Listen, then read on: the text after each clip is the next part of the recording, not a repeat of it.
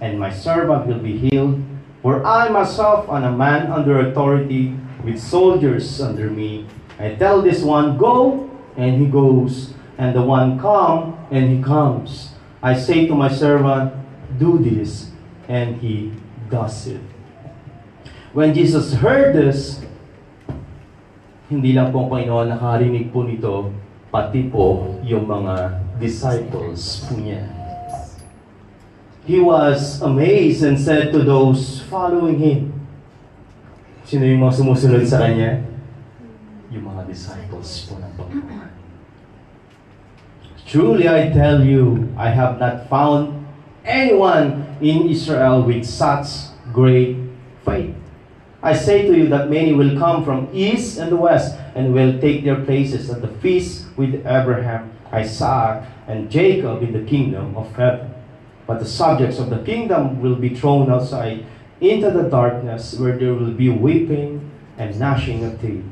Then Jesus said to the centurion, ano ito yung sinabi po niya? Go, let it be done just as you believe it would. And his servant was healed at that moment. Amen. The disciples witnessed Jesus' touch only by his hands of Peter's mother-in-law, and she was healed. Kanina, nagsalita lang po ang Panginoon. Ginamit po niya yung salita po niya. And the servant of the centurion, gumaling. Ito, hawak. Kamay lang po. Yung touch lang po ng Panginoon ang ginamit po niya. So the disciple witnessed Jesus' touch only by his hands of Peter's mother-in-law, and she was healed. When Jesus came into Peter's house, si Peter, isa po sa mga disciples po ng Panginoon, he saw Peter's mother-in-law lying in bed with a fever. He touched her hand, and the fever left her. And she got up and began to wait on him. Last, the disciples witnessed Jesus when he rebuked and drove out the spirits with the word and healed all the sick. Kaya napakalaga po yung salita po ng Panginoon. When evening came, many who were demon-possessed were brought to him, and he drove out the spirit with the word and healed all the sick. This was to fulfill what was spoken to the prophet Isaiah. He took up our infirmities and bore our diseases. Christian is like a boat. And I believe in your life, as you walk, Jesus is with you. Amen. Amen. Kasama niyo lagi po ang Panginoong Jesus. Amen. May pangako po siya sa kanyang salita na hindi po tayo iiwan, hindi tayo papabayaan, hindi tayo po tatalikuran. Amen. I always keep His promise.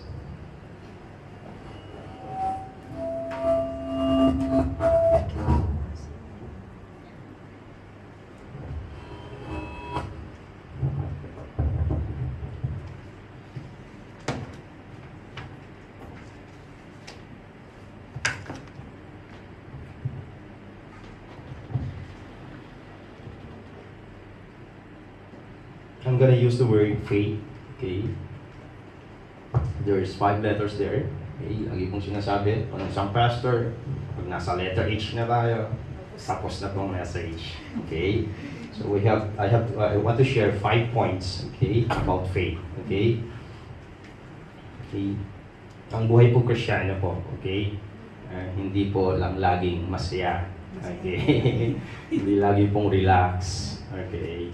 Or laging araw-araw nag-i-enjoy. Okay? Ang buhay po ng Kristiyano, dumadaan po tayo sa mga problema po sa buhay, dumadaan po tayo sa mga pagsubok, may dumadaan na natetest po yung mga relationship natin sa ating asawa, sa ating pamilya, sa mga anak po natin, even sa amo po natin, even sa mga kaibigan po natin, even sa loob po ng church. Okay? Natetest po yan, yung relationship natin. Okay? Lahat po ng area po ng buhay po natin, natetest po yan. Dumadaan lahat po yan. Okay? So I'm gonna use the word faith. Okay?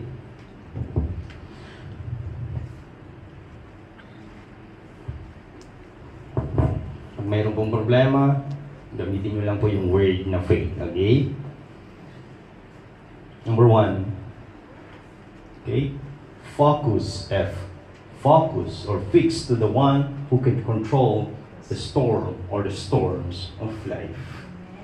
Okay?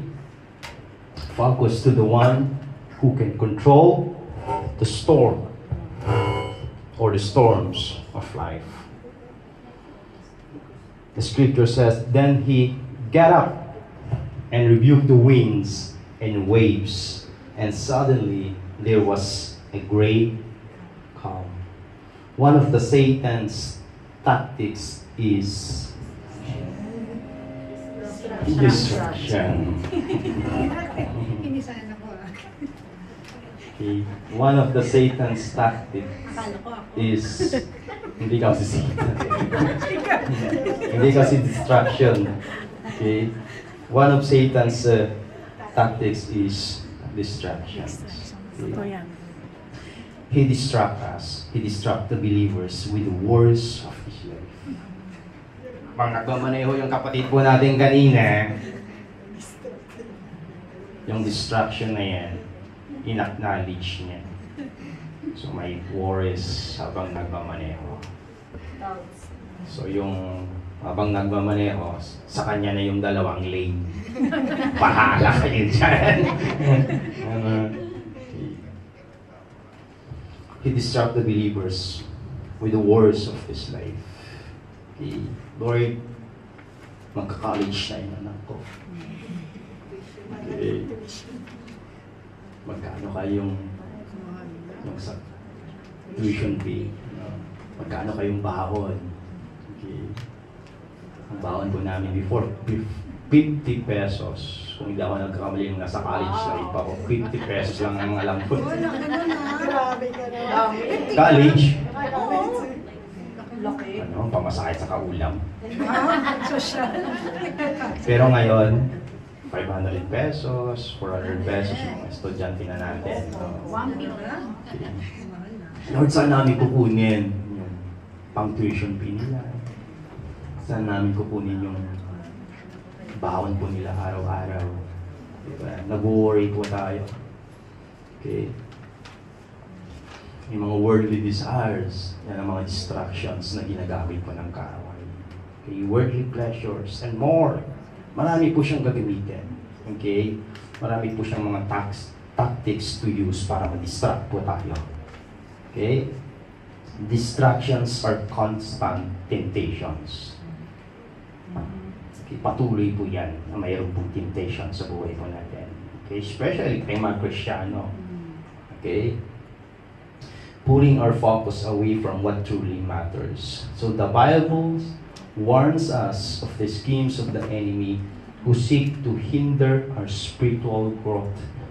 Ayaw po ng kaaway na tayo po ay lalago spiritually. Okay? Ayaw niya yan. Okay? Okay lang na mayaman ka dito sa mundo. Ang ayaw niya na maging mature ka. Okay? Gusto niya. May pera ka, pero spiritual immature ka.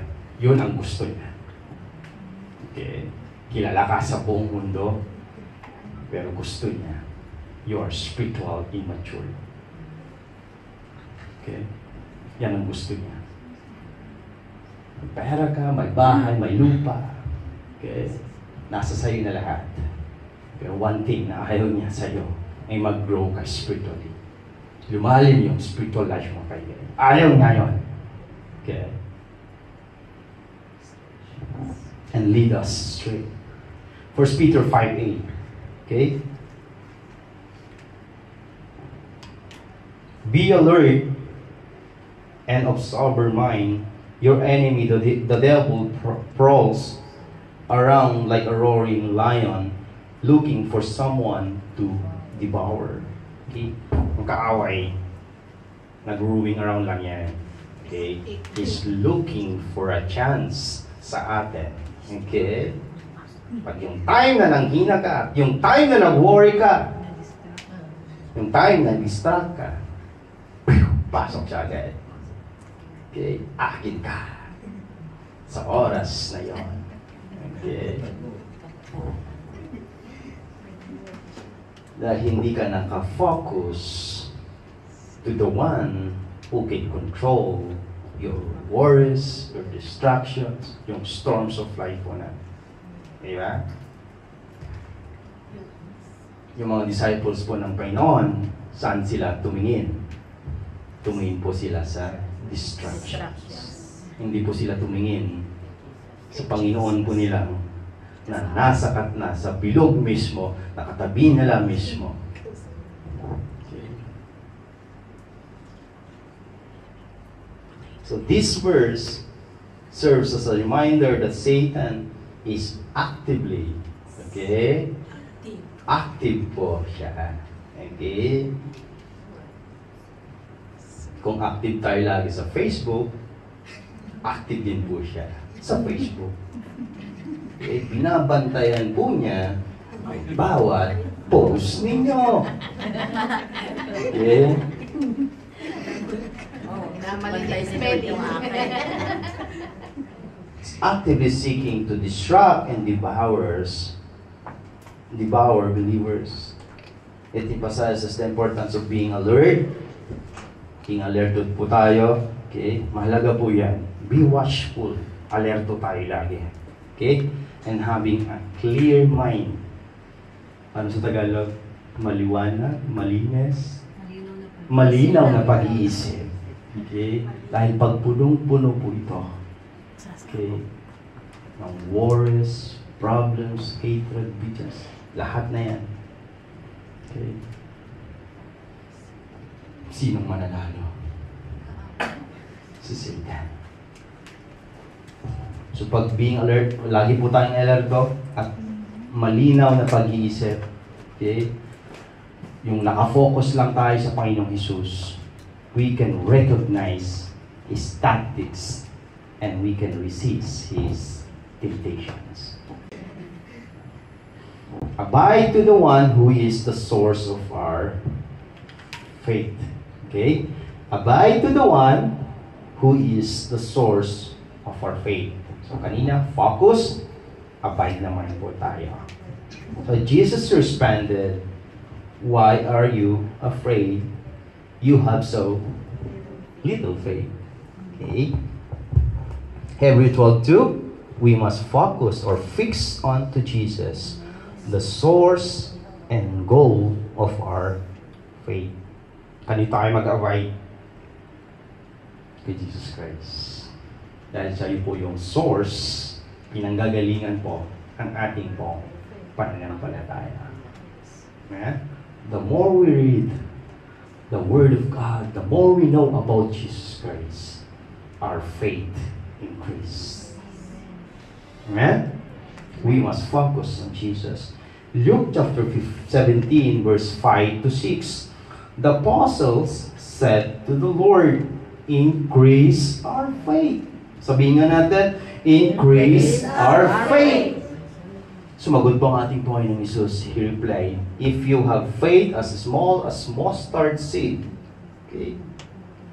Alam niyo yung faith po nila, yung faith po ng mga disciples nung nasa bilog po sila, nung nasa bangka po sila, kasama po nilang Panginoon, mas maliit pa kaysa sa mustard seed yung faith po nila. Kaya po sinabi po ng Panginoon, if you have faith as small as mustard seed. Okay? Ganun nyo yung muta po ninyo. Mas malaki pa doon. wala akong muta. Okay. Asa na tayo? If you have faith as small as mustard seed, you can say to this small berry tree, be uprooted and planted in the sea, and it will obey. It will obey you. Dapat yun ang ginawa po ng mga disciples. Ano? Pero they have so little faith. Okay? Nung nakita po nila yung storms, yung alon, yung napakalakas na hangin, bumaba po yung level na kanilang pong faith. Okay? Kaya kung sinabi ko ng Panginoon, napakaliit ng inyong pananampalataya. Mustard seed is enough that you can rebuke wars in life. You can rebuke distractions, temptations, family issues sa buhay ko natin. Amen. The apostle said to the Lord, increase our faith. He replied, okay.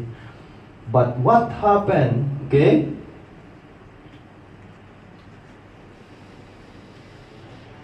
Okay. But what happened to the disciples when they see the strong winds and big waves? Anong nangyari doon sa mga disciples? Anong nangyari sa kanilang pananampalataya nung nakita po nila yung napakalakas na hangin at napakalaking mga alon? What happened to the disciples' faith? Anong nangyari doon sa kanilang pong pananampalataya? Di ba? Sa Matthew chapter 8, yung binasa natin kanina, na-witnessan po nila kung gaano magpagaling ang Panginoon. Na-witnessan po nila kung gaano ka-powerful ang kanilang pong master. Na-witnessan po nila by only His word, by only His touch. They witness everything. Napakapalad po nila, nakita po nila mismo with their physical eyes. Pero what happened sa kanilang pong pananampalataya nung nakita po nila yung napakalakas na hangin, napakalaking mga alon?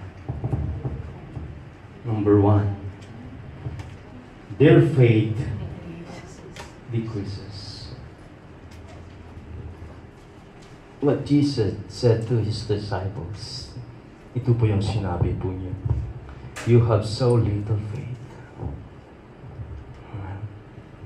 Napakaliit ng inyong pananampalataya. Number 2, they abide to the current situations. Nag-focus po sila. Tumingin po nila doon sa sitwasyon po na. Sitwasyon po nila. Matamis na sitwasyon.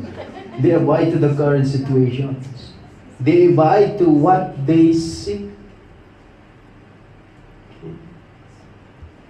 Nakita niyo yung kapatid natin na wala yung wallet po niya.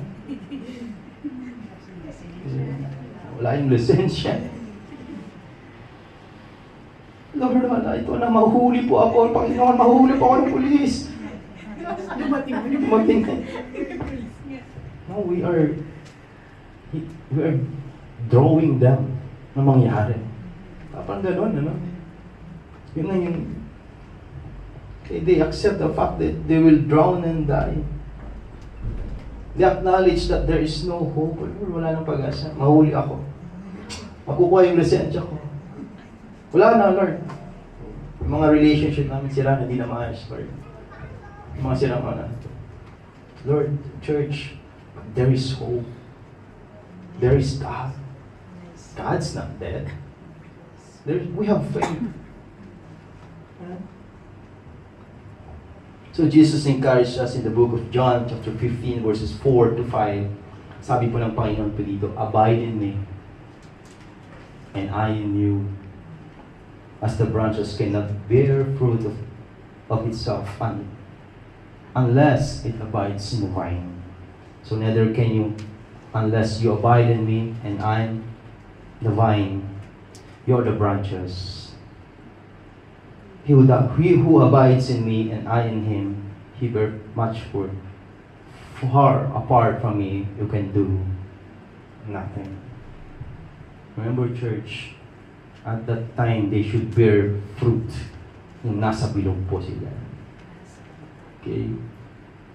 It should increase. Kanina pa ako isip ng bilog. Bangka. Kasi bilog-bilog ano eh. Ay, akala ko bilog is Tagalog. Tagalog na. Di ba Tagalog? No, pero ibig sabihin bangka. Ay, hindi ba? Circle. Bilog. Gin sa akin lang yun. Sorry, Pastor Ilocano. Sorry. Bangka. Ay, bangka. Okay, bangka na lang tayo. Doon tayo. Ang alam ko bilog is Tagalog. Sorry. Ilocano yun. Sorry. Sorry sa mga Tagalog. Tagalog. Basta nasabi na ang pagkahaba. Quote na lang, quote. Vote na lang, vote na lang. Kasalanan ng mga kasalanan ng mga naunang sa Old Testament.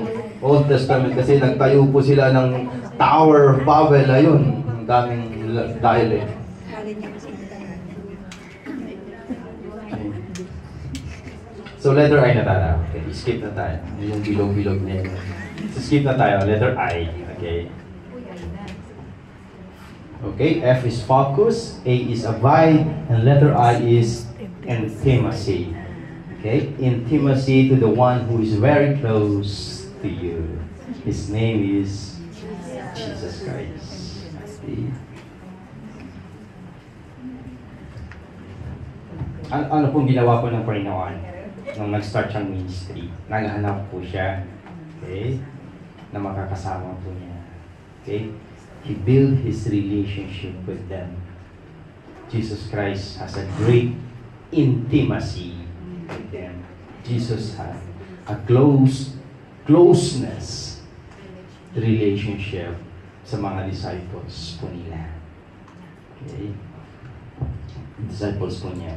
Pero yung mga disciples po ng Panginoon, okay, yung mga disciples po ng Panginoon, everyday kasama po nilang Panginoon. There is closeness. Okay. Ganon din po tayo, church. Sometimes,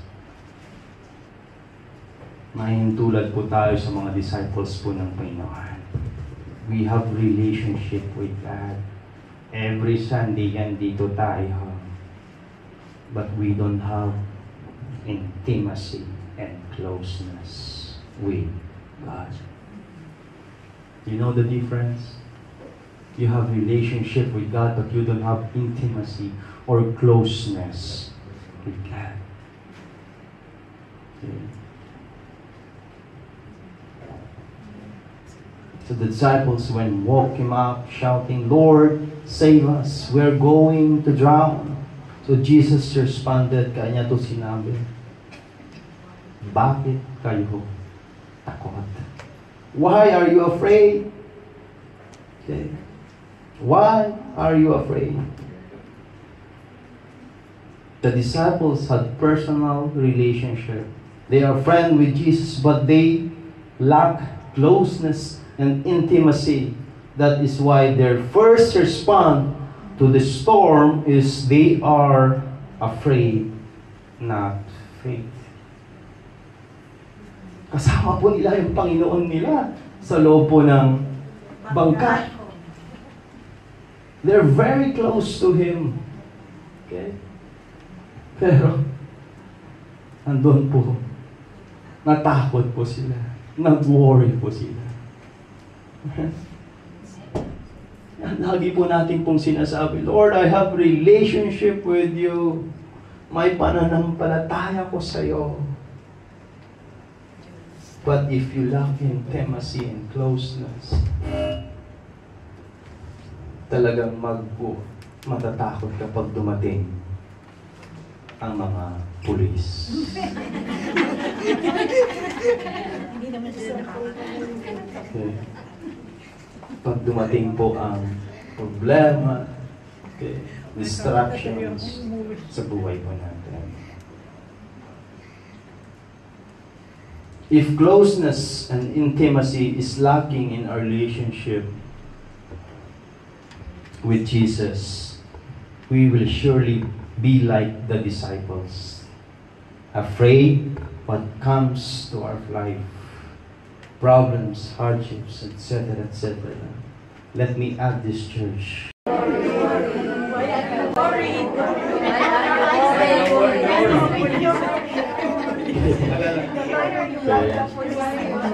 Sabihin mo sa katabi mo, why you doubt? Why you have doubted? Why you fear?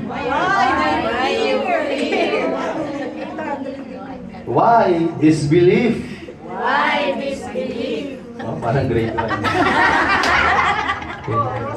Intimacy and closeness to the one who is very close to you is very essential. Jesus is with you. His divine presence dwells in you.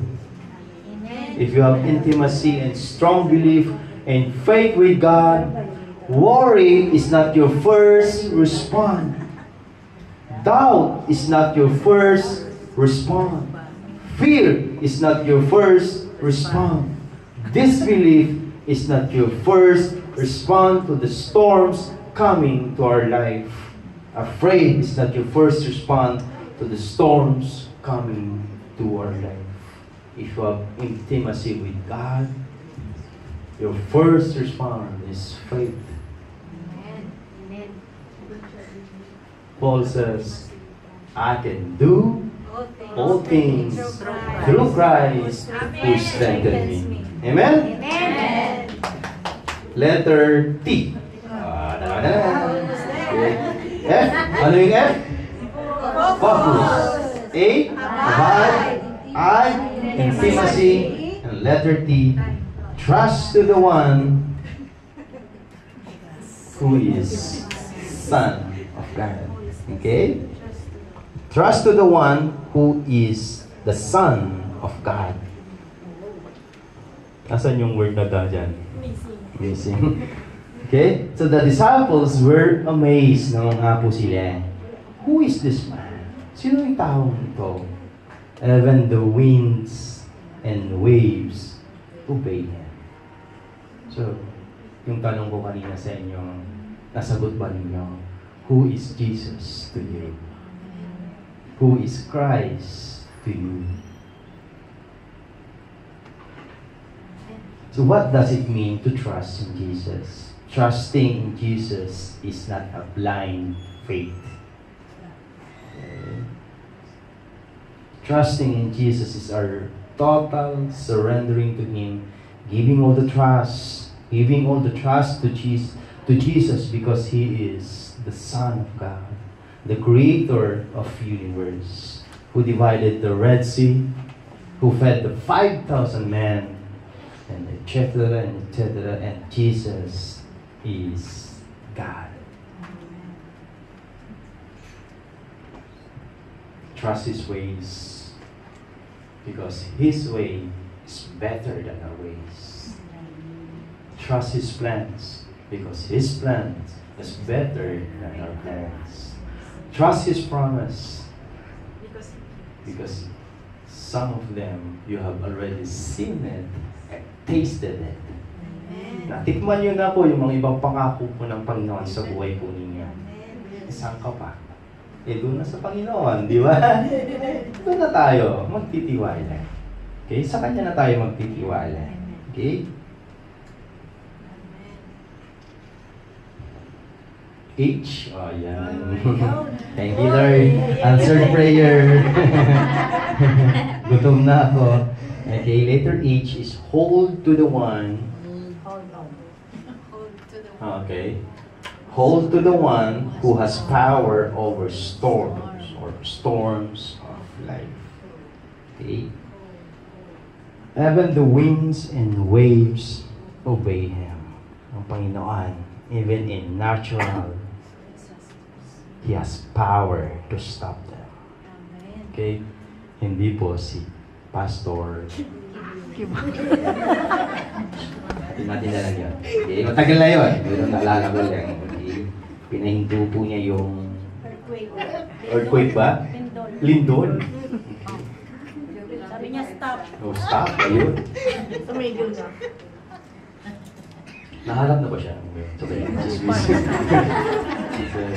tago na yun. Okay.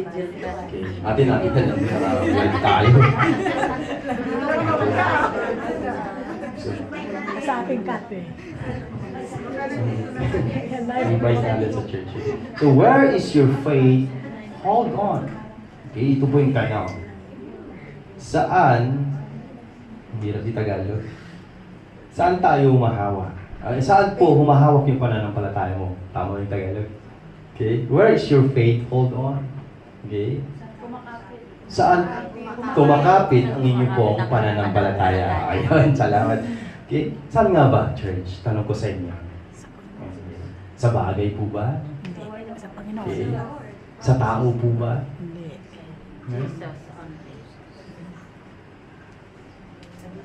Napakagandang tanong yan, ano, sister? Okay. Okay. Saan? Okay.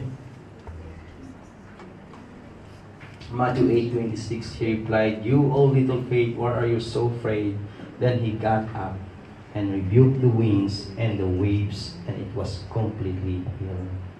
Saan tayo hahawak? Saan tayo hahawak? Siyempre sa Panginoon Jesus. Amen. Let me go, I will go back later sa word na he got up. Okay? And serve as a reminder of Jesus' powers and authority over all things, including the storms of life. It encourages us to have faith in Him and trust that He can bring peace and calm in even the midst of storm, midst of difficult situations. Okay? Hold on to the one who is our ever-present help in troubles. Okay?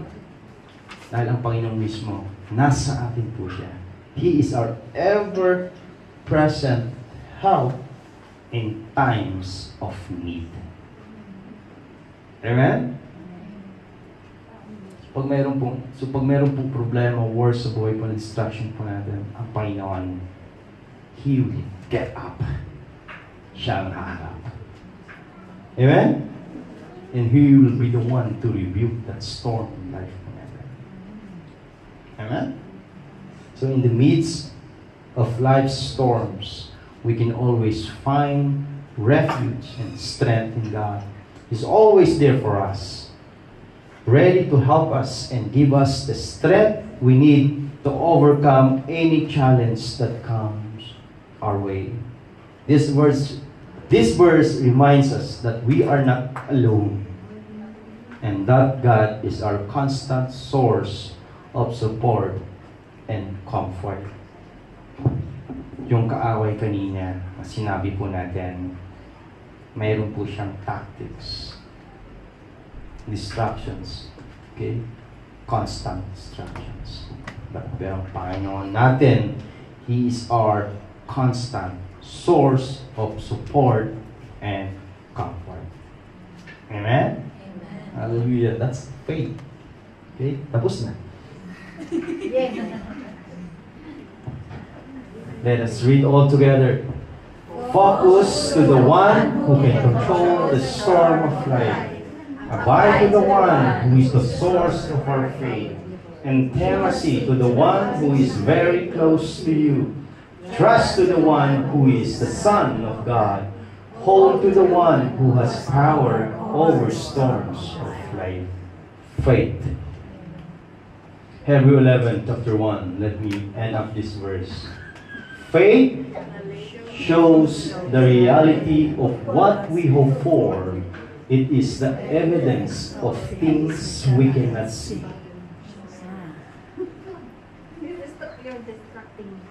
Yung mga disciples po ng Panginoon, okay? Yung nasa bangka po sila, kasama po nila ang Panginoon. Dumating po yung malakas na hangin at malakas na ulan. Dapat faith po yung first respond po nila. Pero ano yung respond po nila? Natakot po sila. They fear. They disbelieve. They worries.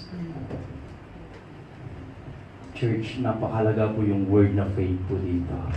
Okay? Yung mga disciples po nila, they can rebuke the wind. They can stop the wind. They can calm the strong winds and the big waves during that time. Faith is the evidence of things we cannot see. Let me explain that. Ang Panginoon, nakikita po niya yung future that his disciples are capable po na ma-stock po nila po yung store. Okay? Sa mata po natin, okay, iba ang nakikita po niya. Pero yung mata po ng Panginoon, nakikita niya na mayroon pong calmness na mangyayari. Ganun din po sa relationship natin kung mayroon